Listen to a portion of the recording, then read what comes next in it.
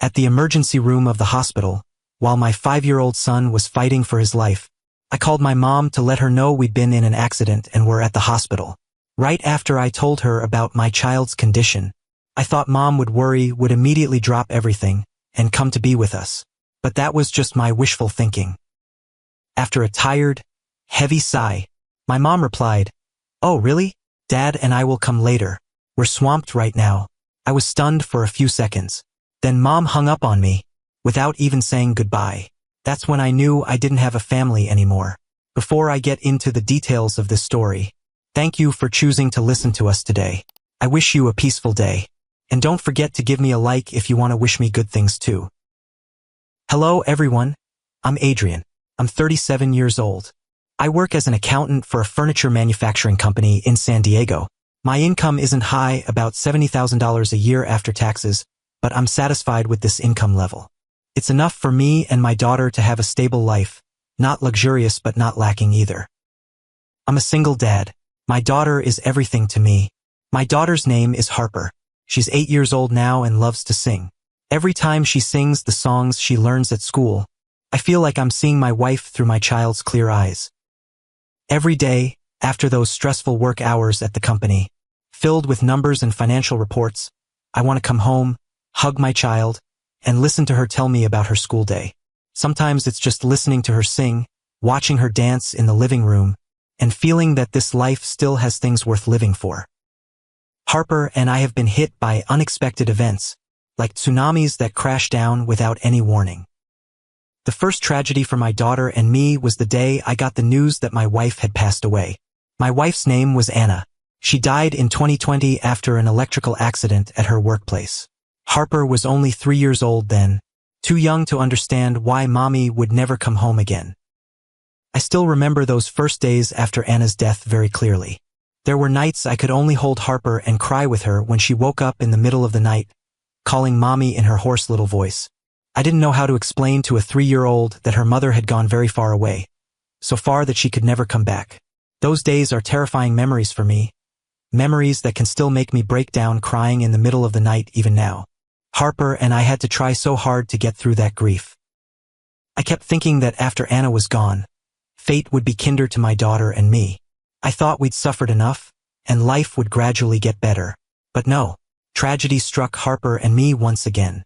That was the day my daughter had to fight for her life.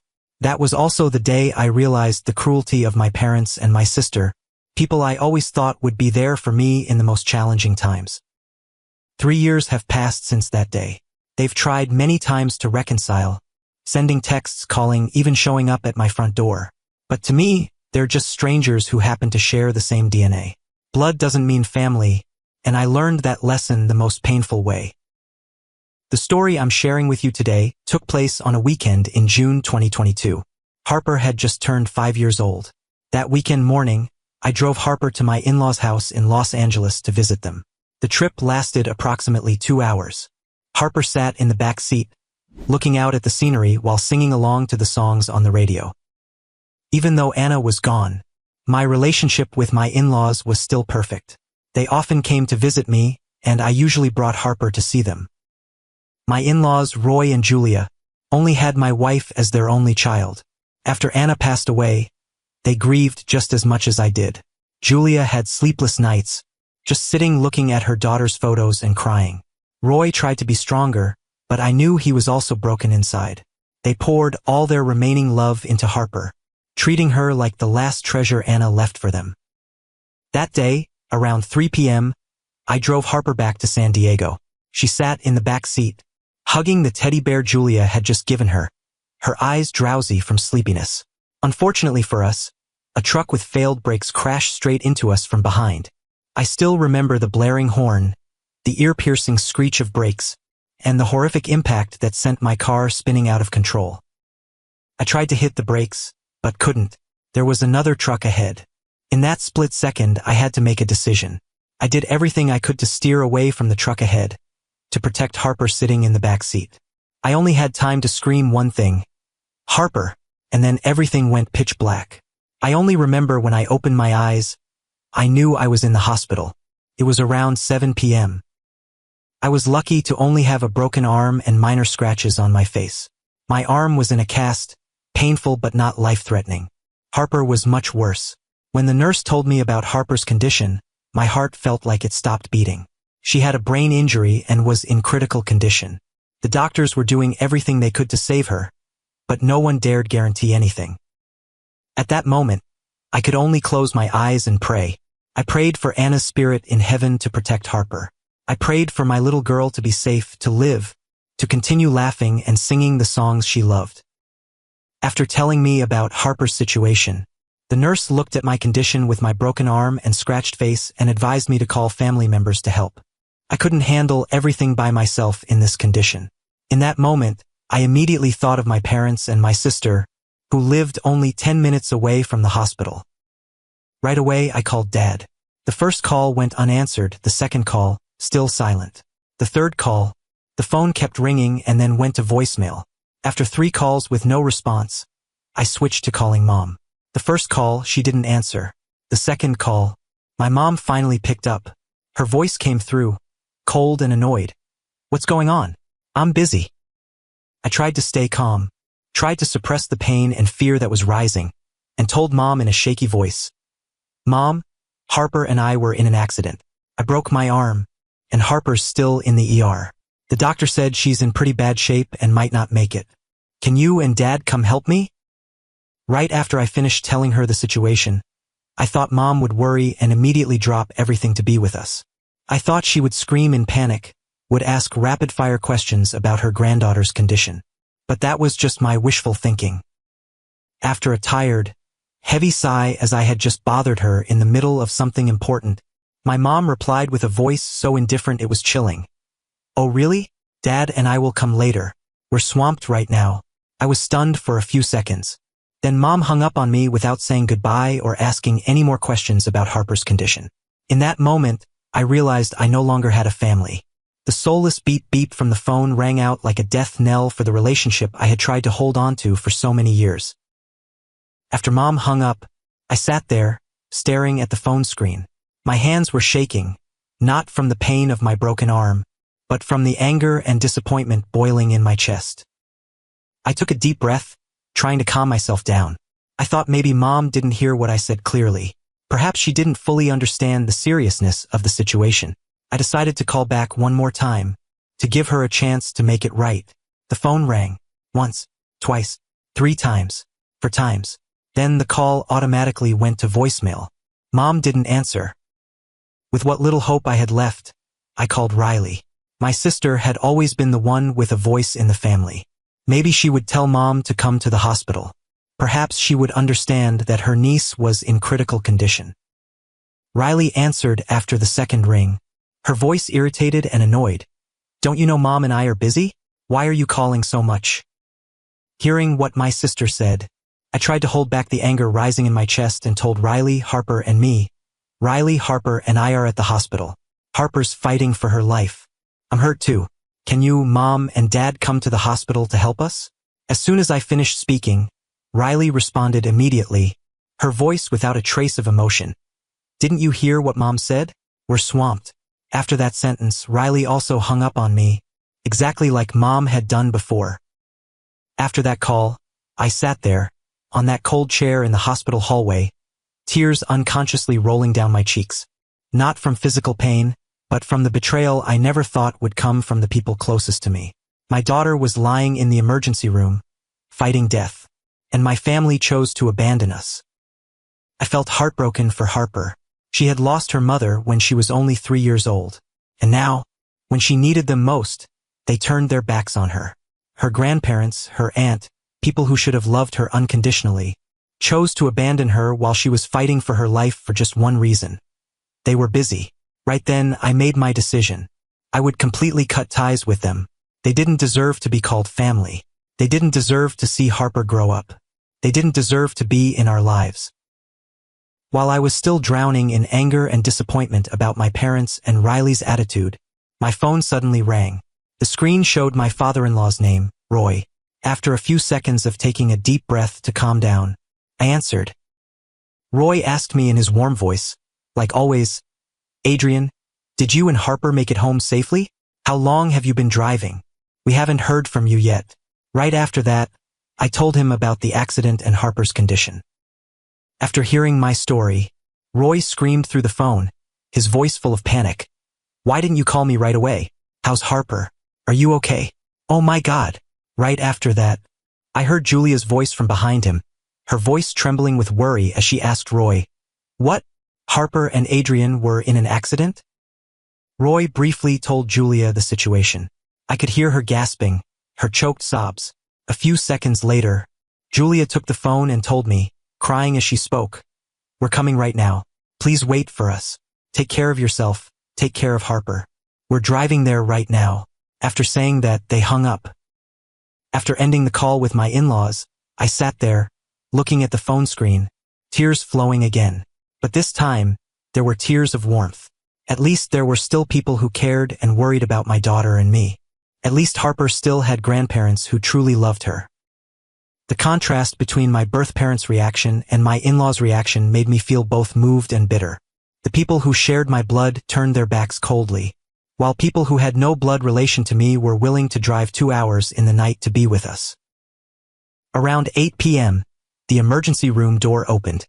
I jumped up, my heart pounding wildly in my chest. The doctor came out, his face tired but his eyes calm. He looked at me and told me Harper had passed the critical stage and was no longer in life-threatening danger. However, due to her brain concussion, my daughter was temporarily in a coma, and it could last several days. Hearing the word coma, my head spun. I grabbed the doctor's sleeve, my voice shaking as I asked, "Doctor, is there any chance Harper won't wake up? Will she be okay?" The doctor put his hand on my shoulder, his voice deep and reassuring as he comforted me. "Don't worry, she has a mild brain concussion. Harper will definitely wake up. The longest coma case we've recorded with this level of injury is about a month. But most patients wake up within a few days to a week." Hearing those words, I sighed in relief. My legs felt like they wanted to give out from relief. My daughter would be okay. Harper would wake up. That was all I needed to hear. After the doctor left, I was allowed to visit Harper in her room.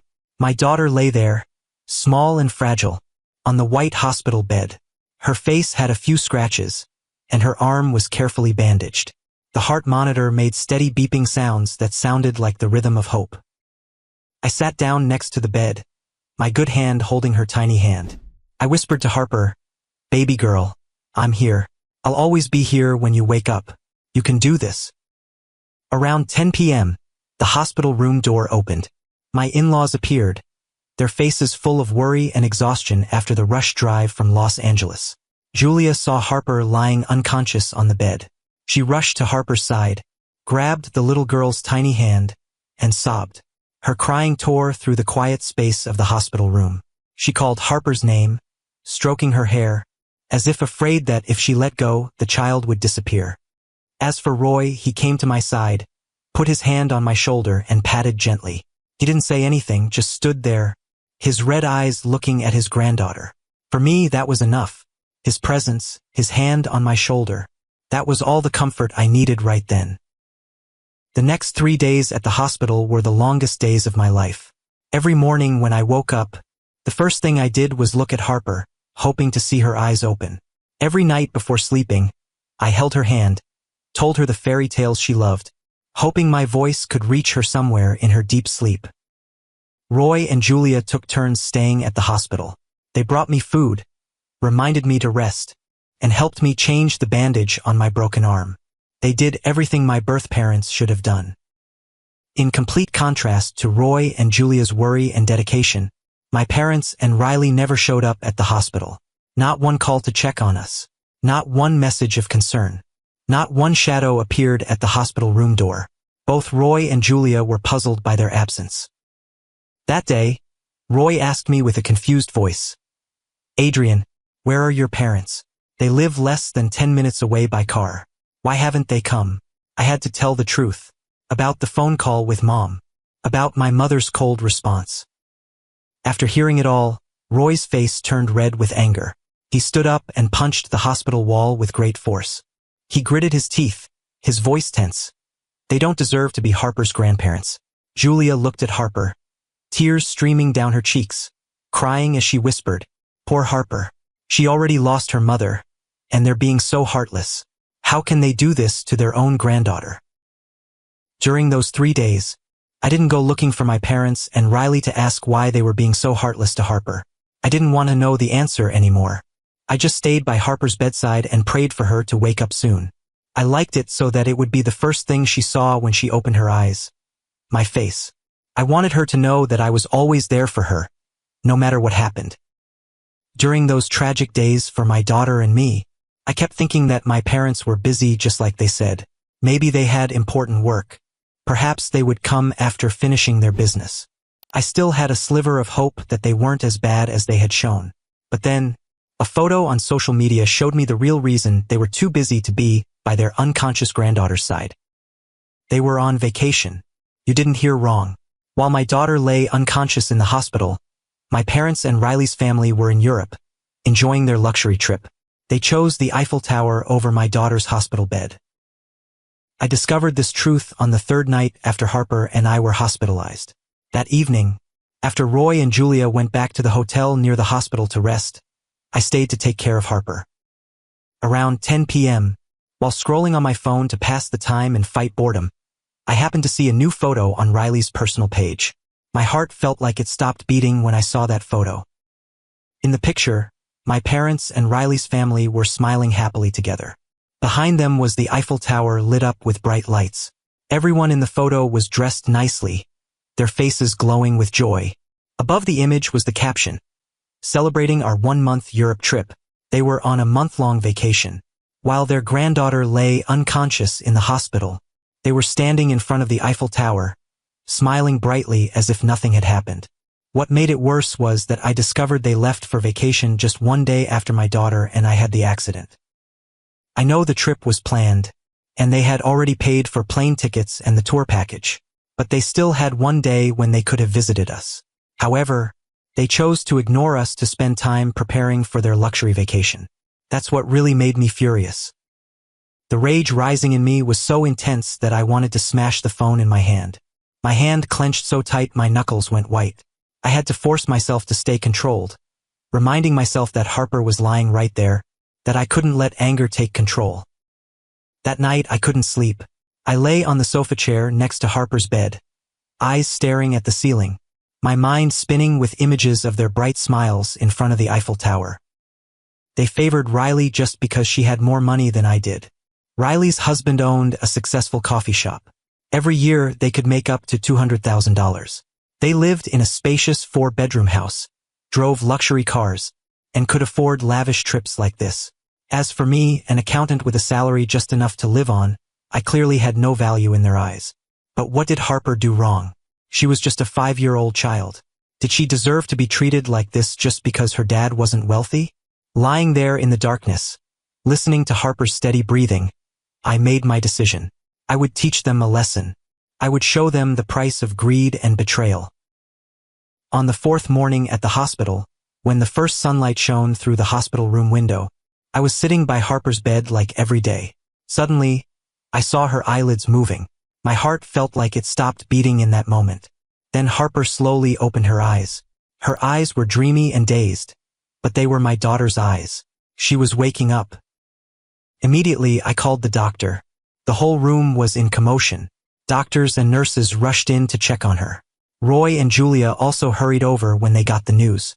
Julia hugged Harper and sobbed, while Roy stood beside them, his red eyes trying to hold back tears. Harper looked around, her voice weak as she called me, "Dad." I held her hand tight, tears flowing uncontrollably, whispering to her, "I'm here. I'm here with you." Our whole family hugged each other in the hospital room, crying and laughing simultaneously. And when Harper woke up was also when I started carrying out my plan. Around 2 p.m. that day, after ensuring Harper was stable and had my in-laws there to take care of her, I took a taxi to Uncle Robert's house. Uncle Robert was my dad's older brother. When Uncle Robert opened the door and saw me with my scratched face and arm in a cast, he let out a shocked gasp. He pulled me into the house, made me sit down on the sofa, then asked rapid-fire questions. "Adrian, what happened to you? How did you end up like this?" After his question, I told Uncle Robert everything. I told him about the accident, about Harper's critical condition, about the desperate phone calls that my parents coldly rejected. I told him about the Europe vacation photo while my daughter was unconscious. While listening to my story, Uncle Robert's face went from shock to angry. He stood up, paced around the room, his hands clenched into fists. When I finished, he slammed his hand on the table, his voice shaking with rage. I can't believe it. What did they do? Their granddaughter was fighting for her life, and they went on vacation? They have no conscience. After Uncle Robert calmed down, I looked straight into his eyes and said, Uncle Robert, I want to ask you to help me with something. I want to teach them a lesson. Uncle Robert sat down across from me, his eyes curious but also full of support. He asked me, what are you planning to do? Right away, I told him my plan. A simple but effective strategy that would strike right at their greed. After hearing it all, Uncle Robert looked at me, then burst out laughing. It was a laugh full of sarcasm and amusement. He nodded and told me, all right, I'll help you. Let them know what the consequences of betrayal are. After discussing all the details, I said goodbye to Uncle Robert and returned to the hospital to continue caring for Harper. My heart was now full of anticipation. I waited for good news from Uncle Robert, waited to see the true faces of these greedy people when our plan succeeded. 3 days later, just as Uncle Robert and I had calculated, my parents and Riley's family showed up at the hospital. That day, I was sitting by Harper's bed, reading fairy tales to her, when the hospital room door burst open. My parents walked in, followed by Riley and her husband. They brought flowers, fruit, and gift bags of all sizes. Seeing Harper, my mom rushed to her bedside. She hugged Harper and said to her, "Oh, my granddaughter, I missed you so much. Are you feeling better? I brought you presents." Dad also came closer, patted Harper's head, and said, his voice trying to sound affectionate, "My granddaughter is so brave. I'm proud of you." Riley stood beside them, her lips forming a fake smile, holding a giant teddy bear. She gave it to Harper and said, "I got this for you. Do you like it?" Looking at that fake attitude, I could only smile sarcastically inside because I knew the real purpose of their visit. After the charade of visiting their granddaughter ended, they turned to me and got straight to the main topic. My mom sat down next to me, her voice soft and sweet as honey. She said to me, "Adrian, our family needs to stick together. I heard you just came into a lot of money. Family should share, right, honey?" I pretended not to understand, frowning as I looked at Mom and asked, "What are you talking about? I don't understand?" At this point, Dad lost patience. He stepped closer to me and spoke directly, his voice no longer having that affectionate tone from before. "Don't try to hide it from us. Robert told us everything. You won $50 million in the lottery. You even showed Robert your lottery ticket." Right after Dad finished speaking, I continued pretending to be confused and asked again, "What are you talking about? I don't understand. What did Uncle Robert say?" Seeing me continue to deny it, Dad's face turned a shade of red, but greed had overcome his anger. He changed his attitude, his voice becoming firm and demanding, "You have to share the prize with the family. The family has to share. That's your responsibility." Riley also chimed in, her voice full of confidence as if that money already belonged to her. She said to me, "That's right, you have to share with the family. We're blood relatives." I looked at them, those faces full of expectation and greed, then asked, my voice calm, "How much do you want?" Riley answered immediately without a second of hesitation. "Dad, Mom, and I each want $3 million. $9 million. They wanted $9 million from me. The people who had abandoned Harper and me in our darkest hour were now standing here demanding money like it was their natural right. After Riley's statement, I smiled and replied, "All right then, I'll just give you the lottery ticket. I don't need the money. I need you to love Harper and me. That's enough." Their faces lit up as spotlights hit them. Their eyes sparkled with joy and satisfaction. My mom even grabbed my hand, her voice trembling with fake emotion. "Oh, my son, I knew you were a good boy." Right after that, I stood up, took a lottery ticket from my shirt pocket, and handed it to them. Dad snatched the lottery ticket, his eyes glued to the numbers on it. He thanked me, his voice full of joy. "Great job, Adrian. You really are a good son. I'm proud of you." And less than a minute after receiving the lottery ticket, they hurriedly left. Not one goodbye to Harper. Not one look back. They practically ran out of the hospital room, Dad's hand clutching that lottery ticket like he was holding the family fortune. Watching them leave, I knew one thing for sure. They'd be back looking for me real soon. Just as I predicted, less than an hour later, they were back at the hospital. But this time, their attitude was completely different. The hospital room door was pushed so hard that it hit the wall. Dad charged in like a mad bull, his face red with rage. Mom and Riley followed behind, both looking like they wanted to tear me apart. Dad came right up to my face, his hand raised, pointing his finger at me and screaming, "You dare give us a fake lottery ticket? Who do you think you're playing with?" I sat calmly in my chair, looking at him peacefully. I replied, my voice without any emotion, "The lottery ticket isn't fake. You just didn't win." Mom cut in, her voice shrill. "What game are you playing? Robert said you won $50 million. Where are you hiding the money? Give it to us right now." Riley wasn't going to be outdone either. She stepped closer to me and said, "You think you can fool us? We canceled our Europe trip to come back here. You have to take responsibility." After what Riley said, I laughed out loud. Seeing me laugh, Dad screamed in rage, "Shut up right now. What are you laughing at? Think this is funny?" At this point, I stopped laughing. I stood up, looked straight into each of their eyes one by one. Then I said, my voice cold as ice, "There's no prize money at all. You got trapped because you're greedy." Their faces froze. Riley's mouth dropped open. She looked at me like I was crazy and asked, "You're saying this was a trap?" I nodded and replied, "That's right. Uncle Robert and I planned this whole thing." Hearing my words, Dad looked like he'd been struck by lightning. His face went pale with shock, then turned bright red with anger. He screamed, "You dare trick us? And Robert, too? Do you know I had to cancel my Europe trip to come back? You're going to pay us back." I looked at him, my eyes as cold as looking at a stranger. I replied, "It's because you're greedy, just like vultures." Dad gritted his teeth, and he screamed in my face, "Who are you calling vultures?" Right after Dad finished speaking, a figure rushed forward. Roy's punch landed right on Dad's face, hard and accurate. After that punch, Dad stumbled and fell to the floor, his hands covering his face, moaning in pain. Roy's punch was powerful. My father-in-law used to be a boxer for a while, so his punch wasn't light at all. My mother-in-law also stepped up to my mom. Before Mom could react, Julia gave my mother 2 blazing slaps. The slapping sound echoed through the hospital room, making Mom stagger. My parents screamed and yelled. They turned to me, their eyes full of hatred and disbelief. Mom shouted at me, "You let your in-laws hit us? I'm your mother." I looked at her, the woman who gave birth to me but never truly loved me. I replied, my voice calm, "I don't know you people." At this point, Roy stepped forward, standing between them and me like a protective shield. He pointed toward the door and told them, his voice full of contempt, "Get out. You don't deserve to be Harper's grandparents." After Roy's words, my parents quickly got up and left. Riley and her husband also quietly followed behind, not daring to say another word. They left the hospital room like thieves caught red-handed. In the days that followed, news about my parents abandoning their granddaughter, who was fighting for her life, to go on vacation spread quickly through the family. Uncle Robert told everyone in the extended family. He told them about the phone calls my parents rejected.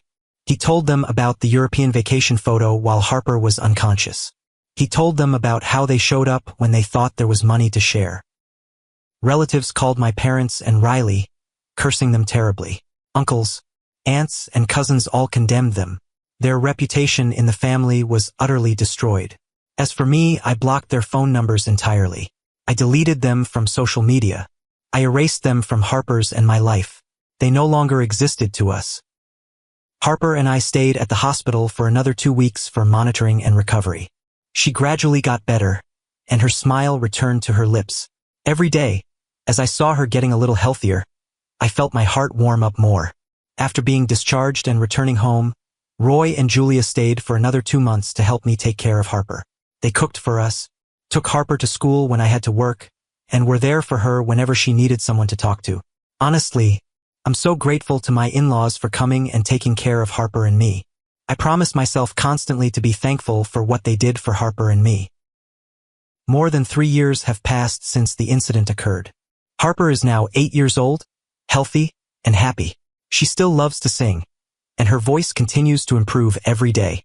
Every time she starts singing, I see Anna in there, in the way she tilts her head, in the sparkle in her eyes when she hits the high notes. Roy and Julia sold their house in Los Angeles and moved closer to my home. They wanted to be near their granddaughter, wanted to watch Harper grow up day by day. Every weekend we get together, cook together, and play with Harper. Those are my happiest moments. As for my birth parents and Riley, they still try to contact me in different ways. They change phone numbers to call me. They ask relatives to text me on their behalf. They even showed up at my front door a few times. But I never open the door. I never answer. To me, they died the day they chose the Eiffel Tower over my daughter's hospital bed. Through this story, I've learned many lessons. And I have some advice for you. First advice. Be strong and stand up to protect your child from those who hurt them, even when those people are family members, people who gave birth to you and raised you. However, please refrain from breaking the law. My plan with Uncle Robert is an example. We didn't do anything illegal. We let their greed expose their true nature. Second advice. A real family is the people who stand by you during your most challenging times, not those who only show up when there's something in it for them. Final advice. Cherish the people who genuinely care about you. Like my in-laws, they had no obligation to stay with me after Anna passed away, but they chose to do it out of love. In the story I told you today, Uncle Robert and some relatives stood by my side. However, some toxic relatives chose to side with my parents. They said I was being unreasonable when I expected my parents and Riley to be at the hospital to visit and care for Harper and me. My parents and Riley had the right to refuse to come. They said I was wrong to cut ties with my family and embarrass my parents in front of relatives. What about you? What do you think? Do you agree with them? And if you were me in that situation, what would you do? Please feel free to leave your thoughts in the comments below the story. I would really appreciate hearing your opinion. And if this story meant something to you, don't forget to subscribe to our channel to support us in future stories. Thank you for listening to my story.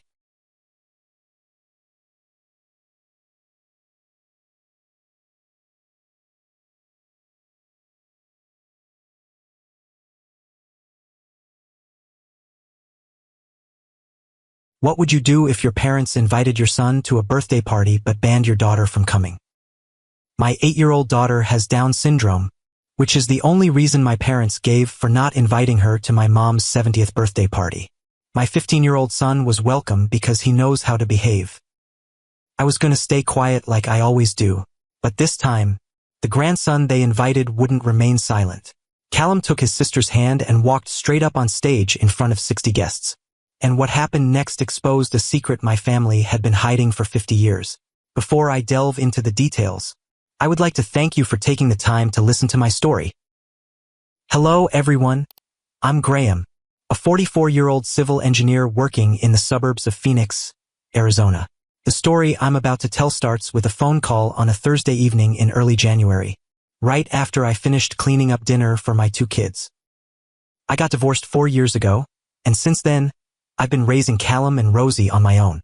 Callum's 15 in high school, the kind of kid who doesn't say much but notices everything.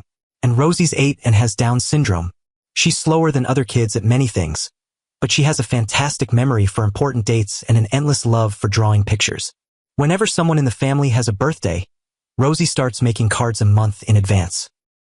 That evening, my mom, Vivian, called. I picked up without thinking twice. Her voice was excited right from the first sentence, telling me, "Graham, I'm planning my 70th birthday party. It's going to be big. I'm inviting the whole tennis club, the charity group, and some old partners from Dad's real estate company, too." I listened and went to get through it, waiting for the part that involved me. Then my mom mentioned my kids. Her voice still cheerful. "Callum has to come. He's grown up now and knows how to act around crowds. I want to show off my grandson to everyone." But right after that, her voice dropped, hesitating for a beat before continuing. "But Rosie, you should leave her at home. She won't be comfortable with that many people." I asked again, hoping I had heard wrong. "What did you say?" Mom sighed, then said more directly, "I don't want to have to explain her to the guests, Graham. This is an important day. You understand. I have the right to want my birthday to be perfect. My chest felt like someone had punched me, but I swallowed it down, didn't say anything. Right then, I looked over at the kitchen table. Rosie was busy coloring, her tongue sticking out to one side, as she always does when she's really focused. She had no idea about this conversation. She just knew Grandma's birthday was coming up. The day she asked about every single dinner, how many more days it was. I hung up without saying another word. My hands were shaking, not from the cold. But what hurt more than the anger was when I walked over and saw what Rosie was drawing. A birthday card for Grandma, with wobbly letters saying I love you and a picture of two people holding hands. After Mom's call, I thought about it for a long time. In my head, I tried to come up with thousands of reasons to justify her decision. Maybe it was because at last year's birthday, Rosie accidentally spilled soda on Aunt Pauline's dress. At Mia's birthday party, she grabbed cake and ate it before they could blow out the candles. Or that time at Grandma and Grandpa's house, Rosie hugged a stranger because she thought it was Grandpa. A week before the party, after Rosie went to bed, I called Callum to the kitchen table to talk. I was going to tell him we weren't going to Grandma's birthday at all, or if Callum wanted to go by himself, that was his choice, simple, clean, no drama. But my son's reaction completely caught me off guard. I pulled up a chair across from Callum, then explained briefly about the phone call. Callum heard it all but didn't say a word. His face went hard, jaw clenched tight. Silent for a long time, so long I thought the conversation was over. Then Callum looked up, stared straight at me and said, "Dad, I think we should go. Bring Rosie too." After hearing that, I asked my son, "Why do you think that?" Callum leaned forward, answered me with a confident voice. "If we don't show up, they'll think they get to decide who's allowed to appear in this family. They'll keep doing this forever. This time it's Grandma's birthday, next time it's Christmas, then Thanksgiving." I sighed, telling Callum my real worry. "I'm scared your sister will get hurt if Grandma and Grandpa are cold to her in front of everyone." Right away, Callum shook his head and replied, "Rose will be hurt more if she grows up not understanding why she's never invited to Grandma and Grandpa's house. I'd rather let her know the truth than have her think she did something wrong." Then my son lowered his voice, like he was sharing a secret, and said to me, "Dad, I saw a picture at Grandma and Grandpa's house once. In the garage in a box of old stuff. There was a man I didn't know whose identity I was unaware of. But that person looked like Rosie, a lot like her." Hearing this, I froze. My hand holding the glass of water suddenly went stiff in midair. Callum looked straight into my eyes and asked, "Do you know who that was?" I didn't answer his question. I just said, "Let me think about it more." But inside, an old memory began to rise. Something I'd been trying to bury for 8 years. Ever since the day Rosie was born. The next morning, I asked Rosie if she wanted to go to Grandma's birthday party. She jumped up and down, ran to her room to get the card she was still working on. Rosie showed me her drawing of Grandma and Grandpa standing next to a sunflower garden, their mouths smiling ear to ear, and I made my decision too. The afternoon of the party, when our car pulled up in front of the house I grew up in Scottsdale, I had to admit my mom had done better than I expected. The backyard had transformed into a party garden, complete with white lanterns, fresh flowers everywhere, and tables covered in crisp white tablecloths. About 60 guests were already there, the sound of laughter and chatter filling the air, and we were about to walk into that party without being on the welcome list. Rosie wore her favorite pink dress, clutching the card and picture she'd made like they were treasures. She kept asking the whole way there, "Dad, will Grandma like the picture I drew?" I just nodded and tried to force a smile. Callum walked next to his sister, his shoulders straight, his face calm, but I could see his jaw clenched tightly. 15 years old and looking like a soldier getting ready for battle. I took a deep breath, then led my 2 kids inside. My mom was standing near the gate at that moment, smiling brightly with some friends from the tennis club. She looked incredibly elegant in her teal dress, her hair freshly curled, and her jewelry sparkling. She was definitely the star of the party. Then she turned around and saw Rosie. Her smile froze on her lips. Her eyes went wide for a second, then quickly narrowed into 2 small slits full of anger. Mom walked quickly over to me, grabbed my arm, and pulled me to a corner, whispering through gritted teeth, "What are you doing?" I made myself clear. I kept my voice calm, replied, Rosie is your granddaughter. I don't need anyone's permission to bring my daughter to her grandmother's birthday. My mom wanted to say more, but several guests were glancing our way. She swallowed it down, forced a fake smile, and turned away to greet guests. 70 years of living had made her an expert at keeping up appearances even when everything was burning down inside. My dad, Howard, was standing in a corner of the yard next to the drinks table. When he saw Rosie, his face darkened. He walked straight over to me, pulled me farther away, his voice quiet but shaking with anger. Take her home. Right now. Now. I looked straight into Dad's eyes, replied, My daughter's name is Rosie, and I'm not taking my daughter anywhere. Dad stared at me for a long time, his jaw clenched tight. Then he turned away without another word, but his shoulders were shaking. I wasn't sure if it was due to anger or something else. The party continued. Rosie didn't pick up on the tension around her. She ran off to play with the other kids, giggling when a little girl complimented her pretty dress. A few guests who were meeting her for the first time asked me about Rosie. They were curious but not mean. But the relatives were different. They were cautious, their eyes avoiding, as if she were some fragile item nobody wanted to touch.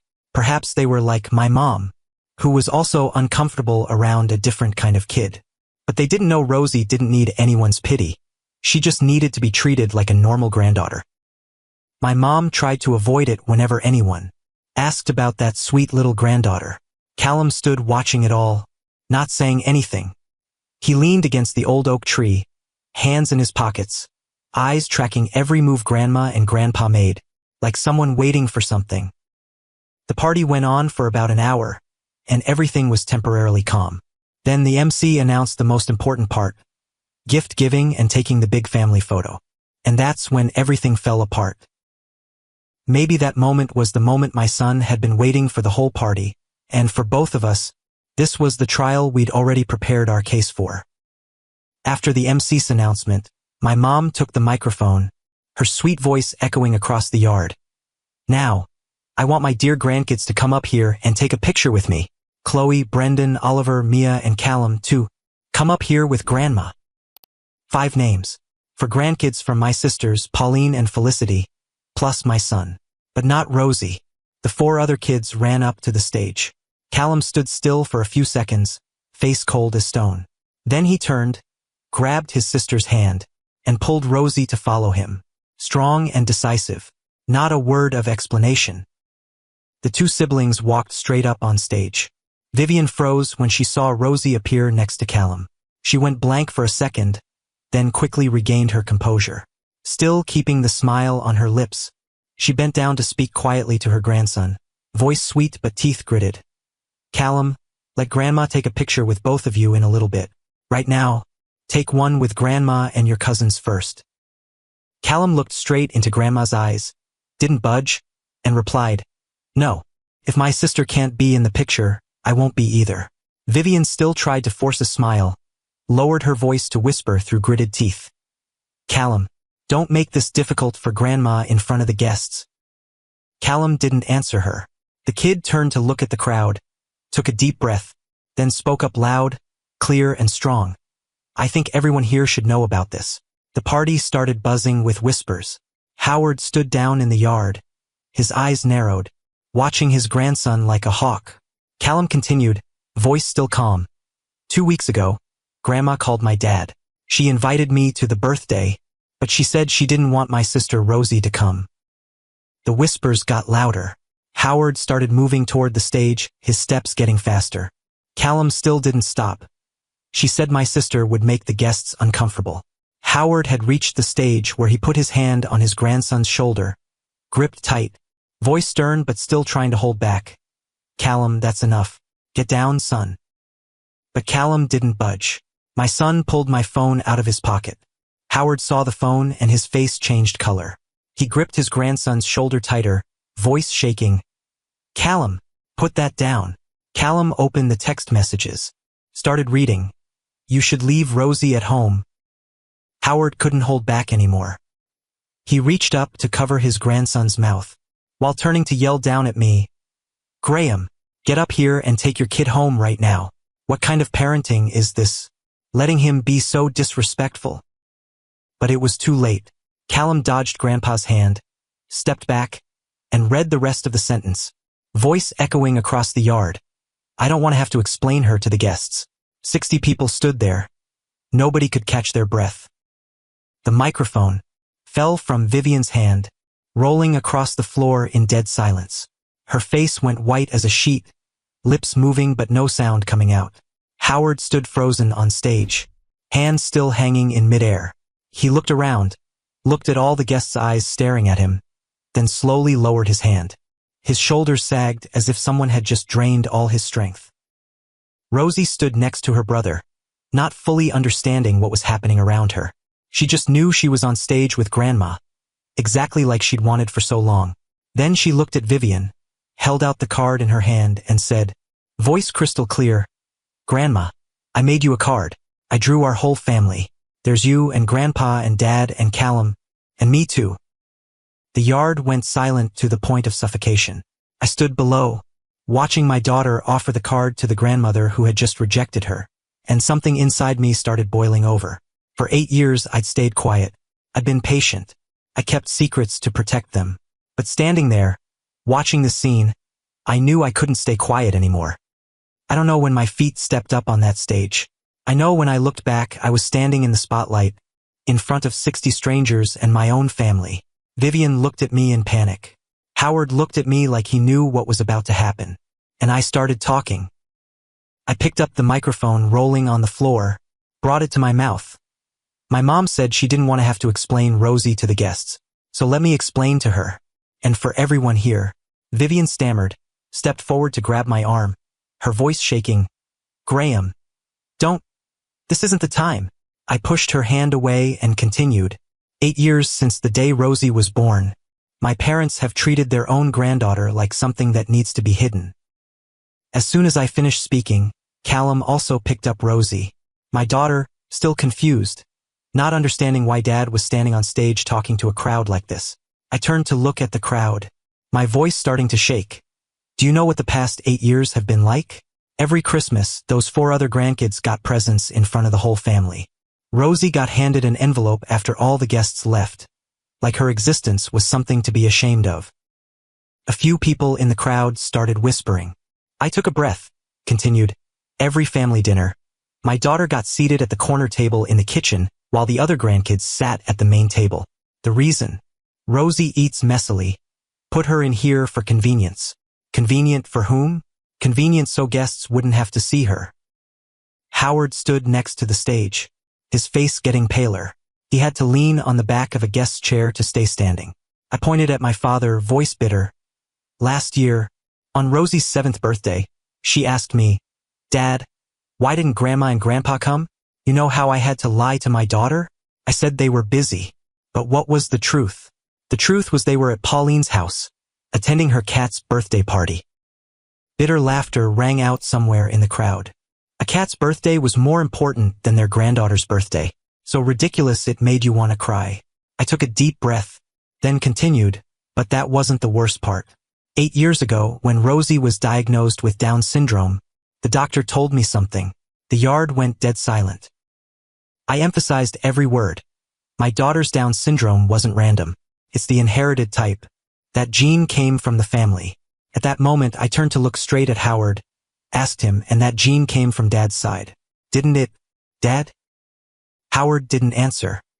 His eyes looked down at the ground, his shoulders shaking in waves. I continued, voice choking up. I kept the secret for 8 years because Dad asked me to. Dad said it was the family's dark chapter. Don't dig it up. I loved Dad, so I stayed quiet. I turned to the crowd, voice clear and strong. My dad had a younger brother.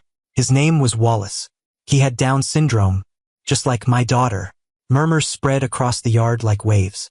Felicity, my sister, shot up from her chair, face white as a sheet, asking loudly, A brother? Mom, Dad, is that true? I nodded, told everyone. Uncle Wallace was sent to a nursing home at 12 years old, right after our grandparents died. My dad, who was 22 at the time, signed the papers to send his own brother away. Then he lived as Wallace had never existed. As soon as I finished speaking, Howard began to cry, not the crying of regret, but the crying of someone stripped naked in front of a crowd. I looked straight at my father, continued, and Uncle Wallace died alone in that home in 2008. Not one person from this family came to see him one last time. Not even my dad. I turned back to look at Howard, voice choking. I kept this secret because I thought it was Dad's pain, not a sin that needed exposing. But today, when Mom and Dad want to hide my daughter away, exactly like they hid Uncle Wallace 50 years ago, I can't stay quiet anymore. At that moment, Vivian burst into tears, but her crying sounded more like anger than regret. She screamed at me, "You ruined my birthday. Are you happy now?" I looked straight into her eyes, replied, "No, Mom. You ruined it when you decided your own granddaughter wasn't worthy of being here." Guests began to get up and leave in groups. Some shook their heads in disgust, while others hung their heads and walked quickly, as if they were afraid of getting caught in the fallout. The grand party collapsed like a soap bubble. Felicity ran over to me, tears streaming down her face, grabbed my hand, and asked, "I didn't know. I knew nothing about Uncle Wallace. Why didn't anyone tell me?" Rosie still sat in Callum's arms, clutching the card, looking around with confused eyes. She turned to me, asked quietly, "Dad, why is everyone crying? Why won't Grandma take my card?" I couldn't answer my daughter's question. My throat was locked up tight. I just stepped down from the stage, hugged my two kids, and led them out of that party. Behind me, the perfect stage of the people who gave birth to me had collapsed entirely. But I didn't look back. Some things, once they're broken, can never be put back together the same way. A week after the party, my phone wouldn't stop ringing. There were calls I answered, and calls I let ring until they stopped. My family had split in half, and I stood right on the dividing line. Vivian called every day, sometimes 2 or 3 times. The content was always the same. I destroyed the family, I humiliated her, and her friends now looked at her like she was a criminal. I didn't argue. I just said I hadn't destroyed anything, I had only stopped hiding. Howard was utterly silent. Not one call, not one text. His silence was heavier than all of Vivian's screaming. I didn't know if he was mad at me or angry at himself. Pauline, my sister, called on Tuesday. She yelled at me for humiliating Mom and Dad in front of all those people, and asked if I knew everyone at Mom's tennis club was gossiping now. I asked her just one question. What about Mom and Dad rejecting their own granddaughter? Did she think that was a problem? Pauline went quiet for a few seconds, then hung up without answering. There are questions people don't want to face because they know the answer will make them appear to be the bad guy. Felicity was different. My sister called on Thursday, and the moment I picked up, I heard crying. I knew my sister was also struggling with the truth that had just been exposed. News about the party spread faster than Black Friday sales. My mom's tennis club, the charity group, and friends in Scottsdale, everyone knew about it. Felicity told me one of Mom's close friends had called to say bluntly, she didn't think Vivian was that kind of person. Poor little Rosie. And Howard, according to my sister, had completely fallen apart. He drank more, talked less, and some nights Vivian heard him calling Wallace's name in his sleep. 50 years buried, now memories dug up like an excavated grave. One evening, after Rosie went to bed, Callum sat down next to me on the couch and asked, "Do you think I did the right thing?" At that party, I hugged my son, answered, "You were brave enough to do what it took me years to have the courage to do. I'm proud of you." Rosie didn't fully understand what was happening.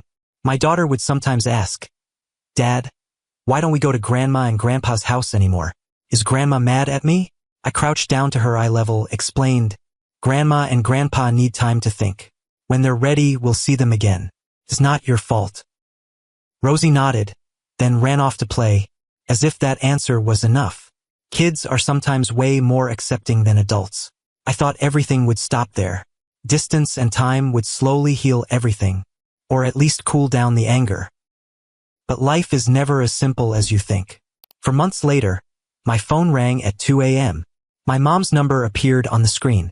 I picked up, and her shaky voice came through. "Graham, your dad had a stroke. Get to the hospital right now." In the 4 months before that call, life for my kids and me had gradually settled into a calmer rhythm. I still went to work every day, picked up Callum from school, and then took Rosie to speech therapy at the center on Camelback Road. Sometimes the old questions still came up. "Dad, When are we going to Grandma and Grandpa's house? I could only answer, soon, sweetie. Promise I didn't even know if I could keep. Instead of taking the kids to Grandma and Grandpa's house on weekends, we spent time at Papago Park, went swimming at the community pool, or just lay on the couch watching cartoons together. Callum was completely different than before. My son spent more time with his sister, teaching Rosie how to play games and reading her stories every night. The old love seemed multiplied many times over. I knew Callum understood that his sister needed protection, and my son was trying to make up for what Grandma and Grandpa hadn't given Rosie. Life went on like that, so peaceful that I almost forgot about the storm that had passed. But that 2 a.m. phone call pulled me back to reality. When I walked into the hospital room at Phoenix Medical Center at 3 in the morning, Howard lay there looking really pitiful. The right side of his body could barely move, the corner of his mouth drooped slightly, and his speech was slow and difficult. But his eyes were still alert. And in those eyes was something I'd never seen before, the exhaustion of someone who'd been running away too long. The doctor said he'd had a mild stroke. Luckily, it was mild. Vivian sat in the hallway, not coming into the room with me. Her face looked tired and aged, with red eyes that could have been from crying or staying up all night. I wasn't sure. When I walked by, she looked at me, her eyes no longer angry like in those previous phone calls, just exhaustion left. I sat down next to Dad's bed, not knowing what to say. Father and son looked at each other in silence for a long time. Howard spoke first, voice slow and labored. Do you hate me a lot? I sighed, answered him. I don't hate you, Dad. I'm just disappointed. Howard was quiet, his eyes fixed on the ceiling. Then he started talking word by word, like each word weighed as much as a stone. For the first time in his life, he told me everything about Wallace. About the brother with Down syndrome whom he loved most in the house. About the two brothers playing chess together every evening. About the boy who loved to laugh, sing, and hug his big brother every time he came home from school. He told me about 1967, when my grandparents died in a car accident, leaving 22-year-old Howard with a 12-year-old brother who couldn't take care of himself. Regarding the relatives' advice that sending Wallace to a home would be better for both of them, it was noted that Howard was young and still had to worry about his career and starting a family. He told me about the decision to sign the papers to send his brother away, about the early years of visiting every month, then every quarter, then every year, and then not coming anymore because every time he saw Wallace, it was another time the guilt weighed heavily. Then, about the phone call in 2008 telling him Wallace had died, about not making it in time to see his brother one last time, and about the regret he'd carried for 50 years, regret that had turned into fear, making him look at Rosie and see Wallace, making him choose distance instead of facing it. Finally, he grabbed my hand with his trembling left hand and asked, "Let me see Rosie. I want to apologize, before it's too late." At that moment, I looked at my father, not knowing how to feel. Angry, sorry for him, or relieved. I answered, "I'll ask Rosie. The decision is my daughter's, not mine." That evening, when Rosie was sitting coloring at her desk, I sat down next to my daughter and asked, "Do you want to go visit Grandpa? He's sick." Rosie stopped coloring and looked up at me. My daughter tilted her head, thought for a moment, then asked back, "Is Grandpa still mad at me, Dad?" That question made my heart clench. I didn't know how to answer, so I just told her honestly, "Grandpa wants to see you. He wants to talk to you." Rosie thought for a while, fingers still holding the blue crayon. Then my daughter nodded and said, "I want to go. I still have the card I didn't give to Grandma. But can I give it to Grandpa first, Dad?" I nodded, hugged my daughter close. The next day, I took both Rosie and Callum to the hospital. My son didn't say anything the whole drive, just sat quietly looking out the car window. But when we got there, Callum grabbed his sister's hand tightly and led Rosie inside. Rosie walked into the hospital room without fear, holding the card and picture. Callum followed behind, standing next to his sister. Howard lay on the bed when he saw his two grandkids. His eyes welled up with tears. He tried to sit up with his left arm, which could still move but couldn't. Rosie walked over to the bed, held out the card, and said to Grandpa, "Grandpa, I made this for Grandma, but I drew you in it too. Look." Then my daughter showed him the picture. "And this is a picture I drew of our whole family. There's Dad and Callum and me and Grandpa and Grandma." Howard took it with his trembling left hand and looked at the drawing. His eyes stopped at one corner of the picture, where there was another person he didn't recognize. Howard asked his granddaughter, voice choking, "Who did you draw here, in this corner?" Rosie pointed at that figure and explained, "I saw him in the old photo box in Grandpa's garage. There was this man who looked like me. I thought he was family too, so I drew him in." Howard broke down crying. The crying of a 72-year-old man, carrying 50 years of bottled-up emotion. He said to his granddaughter, voice shaking, "That's Wallace, Grandpa's brother." Rosie held Grandpa's hand and asked, "Do you miss Wallace a lot?" Howard nodded, but couldn't get the words out. Rosie was quiet for a moment, then said to Grandpa, voice gentle, "Then don't forget me, okay? I want Grandpa to remember me while I'm still here. Don't wait until I'm gone to remember me." Howard hugged Rosie tight, sobbing. He said to his granddaughter, words broken apart, "I'm sorry. I'm sorry to both of you." Rosie patted Grandpa's back and replied, "It's okay. You were sick. Sick people forget sometimes. I forgive you." Callum stood next to the bed, gripping his sister's hand tight. My son's eyes were red, lips pressed together. That's when I realized that acting tough on the outside was what Callum had been trying to show for months. But deep down, my son was still a 15-year-old kid who desperately wanted his grandparents' love. I stood at the door, tears streaming down my face. Then I heard footsteps behind me.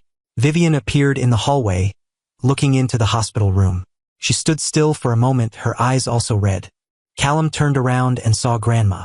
Grandmother and grandson looked at each other in silence. Vivian stepped forward, voice trembling as she said to her grandson, "Callum, I'm sorry, I was wrong." Callum didn't say anything. My son stood there for a few seconds, then stepped forward and hugged Grandma tight. Turns out that what my son was waiting for wasn't victory or justice. Callum was waiting for his grandparents to speak up, waiting for an apology so he could forgive. My 8-year-old daughter, the child my parents once wanted to hide away, had just done something this whole family couldn't do for 50 years. Allow someone to cry, to feel regret, and to start over. After that tight hug, after months of living with the truth exposed and wounds slowly healing, my family had found our way back to each other. The day we came home from the hospital, after hearing my mom tell the whole story, Pauline also called to apologize. She said her 2 kids kept asking about Rosie every day, inquiring why they hadn't invited her over to play and where she was. That's when Pauline realized no child deserves to be hidden away. It turns out that kids always loved Rosie. Only we adults had built up those invisible walls. Felicity cried a lot when she saw me again. My sister cried because the family almost fell apart, due to all the years Rosie was treated like an outsider, which she had overlooked. A week later, we met at the hospital, all family members present. Rosie climbed up on Grandpa's bed, holding the picture my daughter drew with Uncle Wallace in it high. The other kids climbed up too, laughing brightly, fighting over spots to sit next to Grandpa. Callum stood next to Grandma, one hand on her shoulder. Around the hospital bed were the 3 of us siblings, Pauline, me, and Felicity. It wasn't a picture taken on the birthday party stage. It also wasn't a perfect picture with white lanterns and crisp tablecloths. But it was the most beautiful picture, the most perfect one, and there wasn't any awkwardness left. It turns out that forgiveness doesn't make you weak. It just makes your heart lighter. After 2 months in the hospital, my dad came home paralyzed on his right side, having to use a wheelchair. But his spirit was completely different. His eyes were brighter, and he smiled more. The first thing he did when he got home was ask my mom to go to the garage, find Uncle Wallace's photo, and hang it on the living room wall. Maybe after 50 years, he was finally ready to let his brother come home. The picture taken at the hospital was posted by Vivian on her personal page, along with a lengthy post that admitted her mistakes.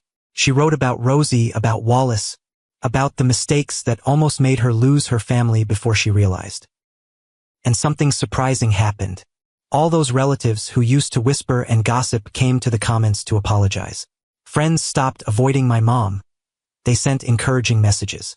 Maybe honesty gets more love than fake perfection.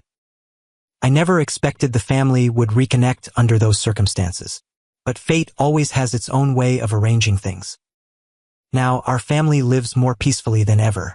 Every Sunday, my kids and I visit my grandparents' house for lunch. Rosie teaches Grandpa how to play chess, even though my daughter doesn't remember all the rules yet. Howard patiently sits and listens to his granddaughter explain everything wrong, his eyes sparkling with joy. Callum, the son I'm always proud of, is 16 this year. My son goes to the gym regularly, curly hair bouncing around, dreams of getting into Harvard with one goal: becoming a lawyer protecting the rights of people with disabilities. To stay by my side, and by the side of the sister Callum loves most in the world. That's the end of my story. If there's one thing I want to convey through this story, it's this: don't stay silent for too long, as I did. And you, if you're in a situation like mine, never choose silence to keep the peace. Because the ones who get hurt the most will be the children, the people who don't have a voice to protect themselves. Thanks for listening all the way to this moment. If you loved the story, don't forget to subscribe to the channel and share it with anyone who needs to hear it. I look forward to seeing you again.